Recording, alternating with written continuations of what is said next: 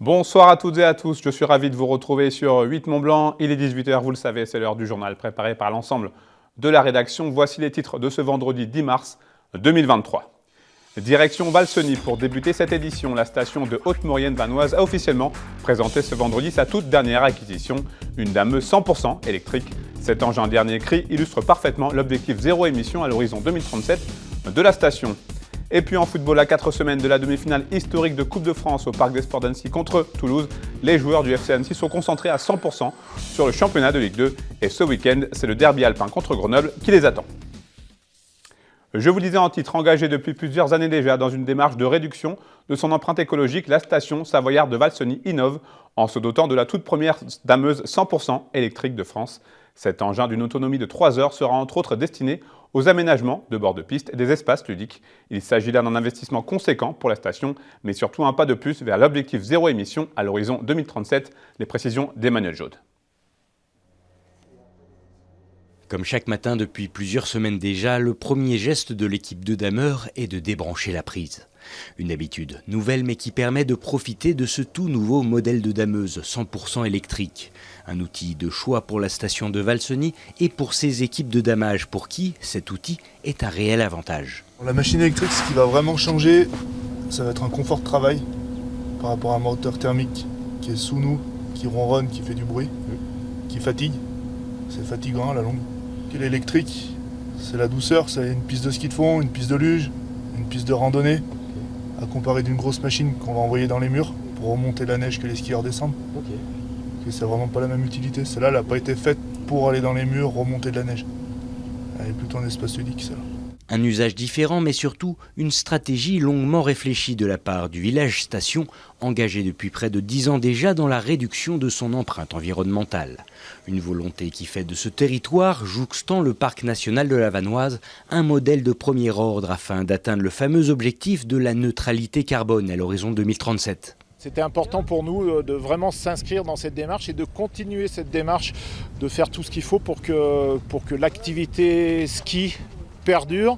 Et pour que ça perdure, il faut qu'on prenne des mesures comme celle-ci qui aillent dans le sens de l'histoire, dans le sens de la réduction des gaz à effet de serre. Et c'est ce qu'on fait tous ensemble ici à Valseny.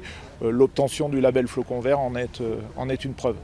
D'ailleurs, si ces engins de damage ne représentent qu'à peine 1% des émissions générées au sein de l'écosystème des stations de ski, ces machines bénéficient aujourd'hui de réelles évolutions qui permettent de mieux gérer leur utilisation et leur rationalisation. Autant de pistes qui vont donc occuper les constructeurs pour quelques années. C'est l'amélioration des performances. C'est vrai pour tout type de véhicule. C'est vrai pour l'engin de damage. Deuxième axe, évidemment, c'est l'aspect émissions, environnementale, motorisation alternative, etc. Donc c'est un vrai axe de développement. Et puis un troisième axe, couvre un peu toute la partie gestion de ces engins avec justement tous les systèmes de suivi, maîtrise de la hauteur de neige, suivi de la flotte de véhicules et pour optimiser, rationaliser leur exploitation. Les dameuses électriques ont donc aujourd'hui toute leur place au sein des domaines skiables, même si déjà ce sont les dameuses à hydrogène qui commencent à intéresser les grandes exploitations. Et puis toujours en parlant d'électricité, vous qui nous regardez, vous faites peut-être partie des 2000 personnes privées d'électricité ce vendredi matin sur les sites de Technolac ou encore à la Motte-Servolex. Cette soudaine coupure de courant a été revendiquée par la CGT. Par cette action coup de poing, le syndicat souhaite rappeler son opposition à la réforme des retraites discutée en ce moment même au Sénat. On écoute à ce sujet Antoine Fatiga, représentant syndical de la CGT en Savoie, interrogé ce vendredi après-midi par Lucas Ruche. Je crois que nous sommes dans une période où il faut monter en mobilisation et faire en sorte que tous les jours il y ait quelque chose pour que, à la fois, on persuade nos collègues qui sont dans les entreprises et qui n'ont pas encore participé à des actions et à la mobilisation de le faire. Donc, ce matin, c'est une action qui était faite par les camarades de l'énergie qui ont coupé peu de temps, mais qui ont coupé le courant. Il y a, pareil, dans les raffineries, il y a y compris, on ne le cite pas assez, mais il y a des choses qui se passent dans les transports de fonds, à Nangy, par exemple, à côté d'Annecy. Donc, on voit bien que petit à petit, à la fois dans les manifestations, le nombre de participants augmente et à la fois, chacun, là où il est, peut enclencher des actions et faire en sorte de participer à cette mobilisation globale. On voit bien qu'entre chaque action, il y a d'autres mouvements. C'était le cas hier à Aix-les-Bains, c'était le cas aujourd'hui, comme vous le citiez, à Technolac. Ce sera le cas certainement lundi et mardi avec d'autres actions, par d'autres corporations. Et je crois que ce qu'il faut bien souligner, c'est que petit à petit, chaque corporation rentre un peu dans le mouvement. Alors, il y en a qui sont plus vite que d'autres. Les cheminots, entre autres, sont déjà dans la reconductible. Les transports de fonds, je disais, sont déjà dans la reconductible. Donc, l'idée, c'est vraiment de faire en sorte de bien organiser nos forces pour qu'on arrive à ne pas, je vais se laisser diviser, mais aussi qu'on arrive bien à monter ensemble ce rapport de force. Le week-end dernier, le peloton de gendarmerie de haute montagne de Chamonix a réalisé pas moins de 5 opérations de secours en moins de 24 heures sur de grands itinéraires d'alpinisme du massif du Mont-Blanc. Des interventions très compliquées au vu des conditions climatiques très changeantes qui ont pris au piège de nombreux alpinistes. Via ses réseaux sociaux, le PGHM de Chamonix a donc tenu à informer et à sensibiliser la population, y compris les alpinistes les plus chevronnés. Luc Haruche a pu joindre en visioconférence le lieutenant-colonel Bertrand Host, commandant du PGHM de Haute-Savoie. On l'écoute. On a fait ce message-là pour informer que sur un court laps de temps, le PGHM, enfin le Secours Montagne, avait effectué des secours dans des fasses sur des courses qui sont généralement réservées à une élite de l'alpinisme. Voilà. Alors ça n'avait rien de moralisateur ni de on va dire d'honneur de leçon. En fait, c'est juste que, comme je vous l'ai dit, ces courses, elles sont réservées à une élite de l'alpinisme et qu'en général, on s'y engage dans des créneaux, dans des fenêtres qui sont très courtes.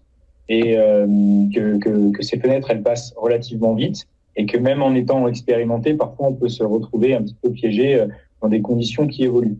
Alors, notre message, il avait juste pour but d'informer des alpinistes qui le savent déjà et qui sont expérimentés, mais qui n'auraient pas forcément eu vent de ce qui s'était passé. Voilà. Parce qu'il faut jamais insulter l'avenir. On a tous eu recours, ou peut-être qu'on aura tous recours à un moment donné au secours en montagne, quel que soit notre niveau. Et donc voilà, le but, il était à titre vraiment informatif. Je considère que le PGHM a aussi un devoir de prévention vis-à-vis de ce genre de choses. On n'était pas dans l'accidentologie, on était à la limite de l'assistance, mais à savoir que sur ce type de course, même quand on n'est pas blessé, ça peut engendrer des conséquences tragiques. Et à ce propos, de fortes chutes de neige sont prévues cette nuit et dans la journée de samedi en montagne sur tous les massifs de Haute-Savoie. Par conséquent, le manteau neigeux sera particulièrement instable et le risque d'avalanche très fort avec un niveau 4 sur 5. La préfecture de Haute-Savoie appelle donc à la plus grande prudence pour les activités de montagne. Les traditionnelles recommandations sont donc en vigueur pour tout le week-end. En sport, en football, le FC Annecy doit repartir de l'avant en Ligue 2. En championnat, les Hauts-Savoyards restent sur 2 lourdes défaites, 5-1 à Sochaux et 3-0 à domicile contre Metz. Les joueurs de Laurent Guyot se déplacent à Grenoble pour tenter d'enrayer cette série négative à l'occasion d'un derby alpin très attendu.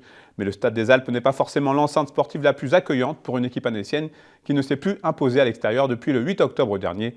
Et à 4 semaines de la demi-finale historique de Coupe de France contre Toulouse, le FCA doit faire le plein de points en championnat. Laurent Guyot et Kevin Testu se sont présentés devant les journalistes ce jeudi pour la traditionnelle conférence de presse d'avant-match. Moi, mon rôle, il est aussi de prévenir tout le monde et de dire, voilà, on a fait aussi ce qu'il fallait jusque-là pour pas avoir le feu, et c'est quand même appréciable, mais il faut que tout le monde se mette bien en tête qu'aujourd'hui, en championnat, on est sur 2 matchs, 2 défaites, 8 buts encaissés, et c'est trop. Et les points d'avance, tout le monde sait ce que j'en pense, 32 points pour se maintenir en Ligue 2, c'est insuffisant, c'est clair. Voilà, donc je préfère en avoir 6 d'avance que 6 de retard. Mais aujourd'hui, il y a la priorité du club et la priorité des priorités. Pour moi, c'est effectivement faire tourner le compteur points. Il y a un match, il y a un adversaire, ils veulent prendre des points aussi. Ils ont de la qualité, ils le préparent. C'est un derby qui plus est, donc quand on joue un derby et qu'on reçoit, on veut le gagner. Ils n'ont pas de cadeau à faire. Et forcément, il faudrait être au niveau en termes d'intensité et surtout avoir bien en tête qu'on est pour aller chercher. On est à la chasse au point aujourd'hui, clairement. Depuis l'année dernière, depuis qu'on a fait cette saison en national, on a un groupe, son énorme qualité, c'est que c'est un vrai groupe. Enfin voilà, chacun pense au groupe et il n'y a pas d'individualité. Et je pense que c'est ça aussi qui fait notre force. Donc on n'est pas en crise du tout, c'est juste qu'on a perdu 2 matchs, on est tombé contre 2 belles équipes. Donc on sait se dire les choses dans les vestiaires, le coach sait nous dire les choses, on sait parler, on sait ce qu'il faut faire. Mais voilà, il y a toujours cette bonne ambiance. C'est la fin de cette édition. Merci à vous pour votre fidélité à l'information sur 8 Mont-Blanc. Merci à toute l'équipe pour son aide très précieuse. Tout de suite, c'est Thierry Paulme pour la météo. Place ensuite à Découverte avec Victor Lopez et Vincent Poirier pour une nouvelle chronique consacrée à la bande dessinée. Passez un très bon week-end, prenez soin de vous et de vos proches. La semaine prochaine, vous avez rendez-vous avec Emmanuel Jaude pour l'actualité sur 8 Mont-Blanc.